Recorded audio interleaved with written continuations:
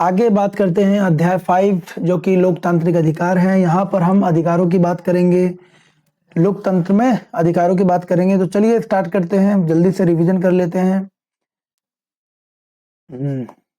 भूमिका, लोकतंत्र के 3 मुख्य तत्व होते हैं, स्वतंत्र व निष्पक्ष चुनाव। जहां पर जिस कंट्री या जिस राज्य में स्वतंत्र एवं निष्पक्ष चुनाव हो रहा है तो इसको हम कह सकते हैं कि ये लोकतंत्र है।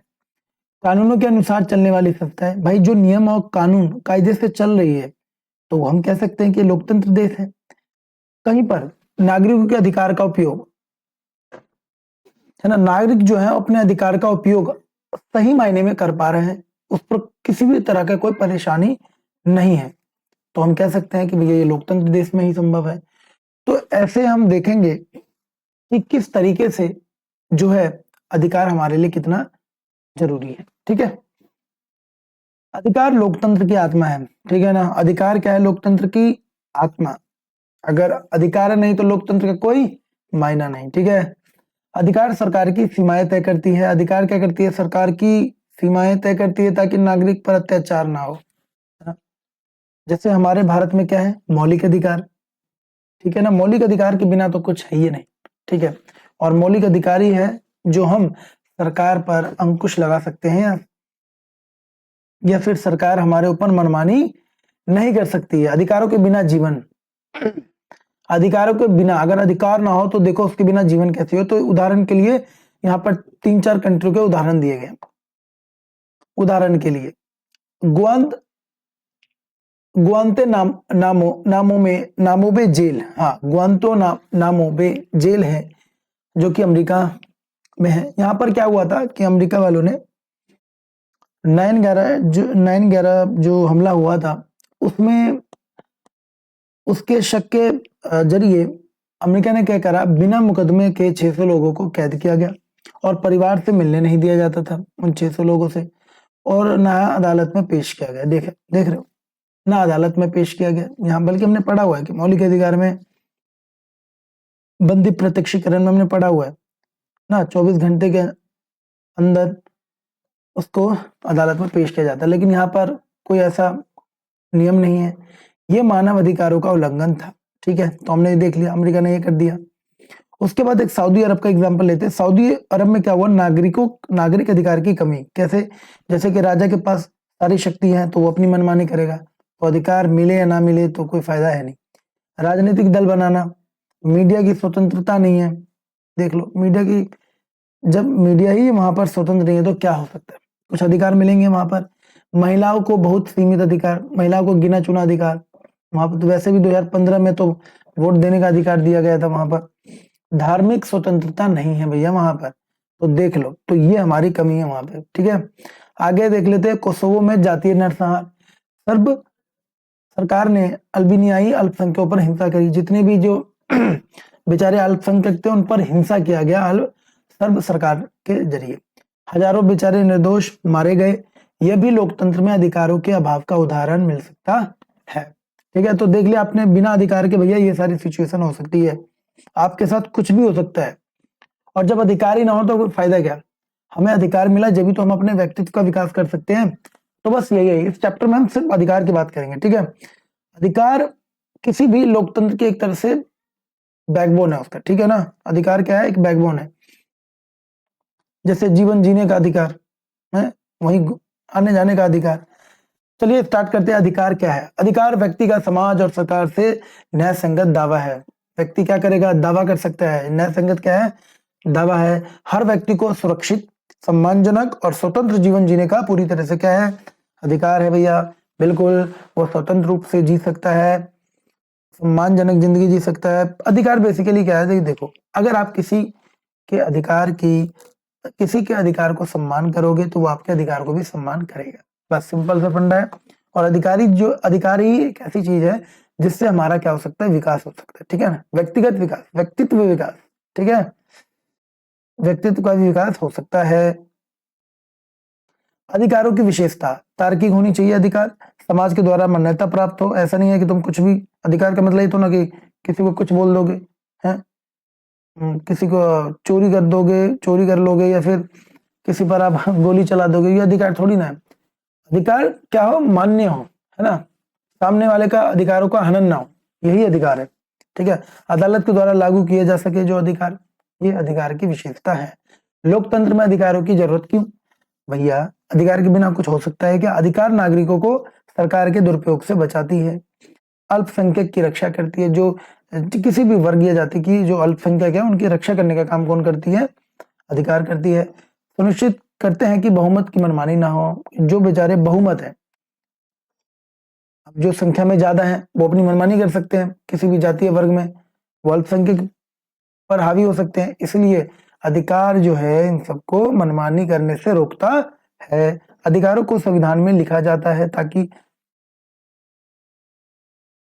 ताकि सरकार भी उनका उल्लंघन ना करे। ठीक है, तो ये हमारे संविधान में अधिकार, मौलिक अधिकार, इससे सरकार भी इसका उल्लंघन ना कर सके। भारतीय संविधान में मौलिक अधिकार, हमारे भारत में तुम्हें आपको पता है कि मौलिक अधिकार टोटल कितने हैं? 6। पहले कितने थे? 7। 7वां हटा दिया गया। ठीक है ना।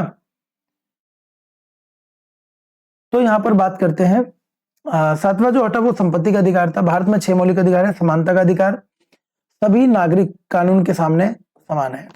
6 अधिकार है, 6 में से पहला अधिकार समानता का अधिकार, और इसमें पहले ही बोल दिया गया भाई सभी नागरिक जो है कानून के सामने क्या है? बराबर, कोई ऊपर नीचे नहीं, चाहे गरीब हो चाहे अमीर हो, सब बराबर। धर्म, जाति, लिंग, जन्मस्थान के आधार पर भेदभाव नहीं होना चाहिए। ठीक है, किसमें है? अनुच्छेद 17 में है। सरकारी नौकरियों में समान अवसर का प्रावधान अनुच्छेद 16 में। अनुसूचित जाति, जनजाति, पिछड़े वर्ग और विकलांगों के आरक्षण समानता के विपरीत नहीं, यह अवसर की समानता की सुनिश्चित करता है। स्वतंत्रता का अधिकार, अब दूसरा अधिकार आ गया, पहला अधिकार खत्म, दूसरा अधिकार आया।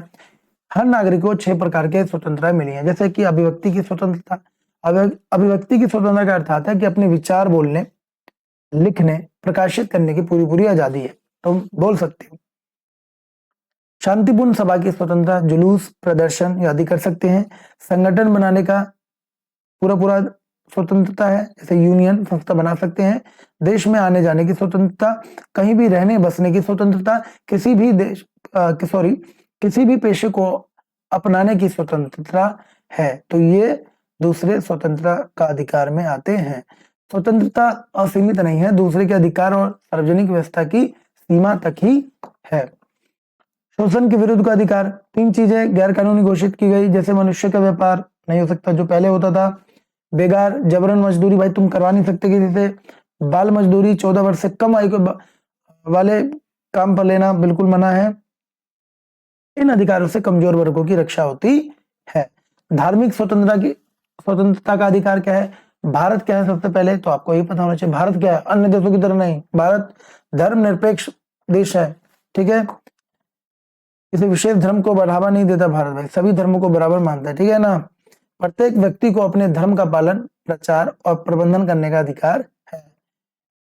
प्रत्येक व्यक्ति को अपने धर्म का पालन कर सकता है, प्रचार उसका कर सकता है। ठीक है, किसी को जबरन धर्म परिवर्तन के लिए मजबूर नहीं किया जा सकता। ठीक है, जैसे मुगलों के काल में होता था ना कि मुस्लिम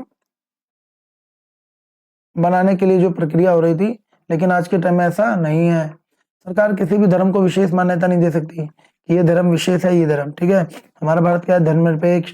सरकारी स्कूलों में धार्मिक शिक्षा नहीं दी जा सकती। ठीक है, 5वां जो है सांस्कृतिक और शैक्षिक अधिकार, अल्पसंख्यक को अपनी भाषा, लिपि, संस्कृति बचाने का पूरा अधिकार है। भाई जितने भी अल्पसंख्यक है वो अपनी जाति, अपनी भाषा, अपनी लिपि, ये सब क्या कर सकती हैं? बचा सकती हैं। अपनी पसंद के शैक्षणिक संस्था स्थापित करने और चलाने की आजादी है। धर्म या भाषा के आधार पर किसी को प्रवेश से मतलब रोका नहीं जा सकता। ठीक है ना, किसी भी स्कूल में कि इस धर्म का उस धर्म का नहीं रोका जा सकता है, कोई भी पढ़ सकता है ना। संवैधानिक उपचारों का अधिकार, सबसे मेन अधिकार पूरे मौलिक अधिकार का। ठीक है ना, आत्मा है ये किसकी? संविधान की। संवैधानिक उपचार का अधिकार, अगर कोई अधिकारों को उल्लंघन करता है तो नागरिक अदालत जा सकता है डायरेक्ट। इस संविधान में ये बोला गया कि संवैधानिक उपचारों का अधिकार अनुच्छेद 32। तो एग्जाम में ऐसे पूछ देगा कि अगर मौलिक अधिकार की उल्लंघन कोई करता है तो सीधा आप अदालत जा सकते हैं। सर्वोच्च उच्च न्यायालय में सीधे याचिका, रिट दायर की जा सकती है। डॉक्टर भीमराव अंबेडकर साहब ने बोला कि संविधान की आत्मा और हृदय किसको बोला गया? संवैधानिक उपचार के अधिकार को। अगर मामला सार्वजनिक हित का हो तो आप जनहित याचिका पीआईएल दायर कर सकते हैं। अब तो सार्वजनिक हित का मामला हो तो आप किसी और के लिए भी ये सब कर सकते हो आप, ठीक है। यहाँ पर हम बात करते हैं राष्ट्रीय मानव अधिकार आयोग एनएचआरसी, स्थापना 1993। इसका कार्य क्या होता है? मानव अधिकार उल्लंघनों की स्वतंत्र जांच करना, पीड़ितों को न्याय दिलाने के काम करना, मानव अधिकारों के प्रति जागरूकता को फैलाना। ये सरकार से स्वतंत्र निकाय है, ठीक है। ये सरकार का नहीं है ऐसा कि सरकार इसके कंट्रोल में है, नहीं, ये स्वतंत्र निकाय है। जहां पर देखते हैं कि मानव अधिकार उल्लंघन हो रहा है वहीं पर ही धावा बोल देती है, ठीक है। सजा देना अदालत का कार्य है। आयोग केवल सुझाव और जांच रिपोर्ट देता है। आयोग क्या करता है? सुझाव और जांच रिपोर्ट देता है। कोई भी नागरिक बिना फीस शिकायत भेज सकता है, ठीक है। अधिकारों का बढ़ता दायरा, धीरे धीरे अधिकार और का दायरा बढ़ता जा रहा है। समय के साथ अधिकारों का विस्तार हुआ, जैसे नहीं मान्यता, सूचना का अधिकार आरटीआई, ठीक है ना, 2005 में आई थिंक आया था। शिक्षा का अधिकार, भोजन का अधिकार, ये सब अधिकार जो है धीरे धीरे इसका दायरा बढ़ता रहा है। एक निजता का अधिकार है ना, राइट टू प्राइवेसी है। न्यायालय ने अधिकारों के दायरे को बढ़ाया, जैसे कि जीवन जीने का अधिकार, जीवन के अधिकार में भोजन, शिक्षा, स्वास्थ्य का अधिकार शामिल किया गया। अन्य देशों की तरह भारत में भविष्य में काम का अधिकार, निजता का अधिकार, राइट टू प्राइवेसी है, स्वास्थ्य का अधिकार जोड़े जा सकते हैं। तो यहीं तक था हमारा चैप्टर। ये पूरी पॉलिटी खत्म हो गई भाई आपकी। तो ज्यादा से ज्यादा देखो ताकि रिवीजन अच्छे से हो जाए एग्जाम से पहले, ठीक है। धन्यवाद, थैंक यू सो मच।